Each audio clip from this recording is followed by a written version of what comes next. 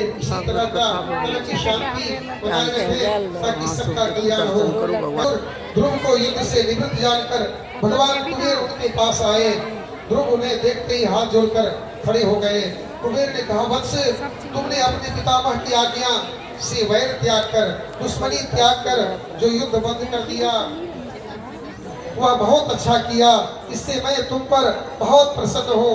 न तो तुमने ही यक्षों को मारा है और न यक्षों ने ही तुम्हारे भाई को मारा है। सबकी मृत्यु और जन्म का प्रधान कारण काल है। मनुष्य अज्ञानवश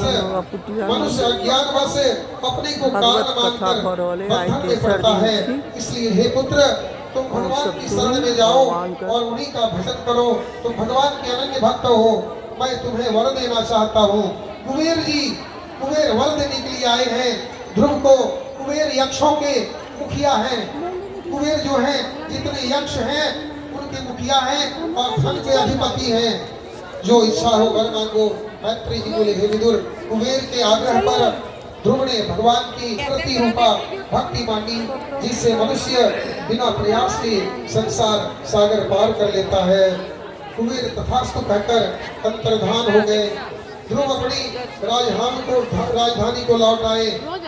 तदनंतर ध्रुव ने नाना यज्ञों द्वारा भगवान का यजन किया एवं भोगों द्वारा पुण्य का और यज्ञादि अनुष्ठानों द्वारा पापों का क्षय करते हुए 36,000 वर्ष तक पृथ्वी का पालन किया। अनंतर ध्रुव अपने पुत्र वत्सर का राज्याभिषेक कर संपूर्ण राज्य तथा स्त्री पुत्रादि का परित्याग कर बद्रिकाश्रम चले गए। वहां अष्टांग योग से मन को निश्चल कर भगवान के ध्यान में तल्लीन हुए। ध्यान के उद्रेक से उनका शरीर रोमांचित हो उठा। आनंद अश्रुधारा बहने लगी। उन्हें शरीर तक का भान नहीं रहा। उसी समय सब दिशाओं को प्रकाशित करता हुआ एक दिव्य विमान आकाश से उतरा, जिसमें भगवान के सुंदर सुनंद नाम के 2 पार्षद थे। ध्रुव ने पार्षदों को हाथ जोड़कर प्रणाम किया। पार्षदों ने कहा, हे राजन, तुम्हारा कल्याण हो। हम दोनों भगवान के पार्षद हैं और आपको लेने के लिए आए हैं। भगवान ने आपकी तपस्या से प्रसन्न होकर आपको वह ध्रुवलोक प्रदान किया है, जो भगवान विष्णु का परम पद है। तुम्हारे पुण्यवान पितामह या अन्य किसी भी पुरुष को वह गंधर्व गाने लगे। चारों ओर आनंद छा गया।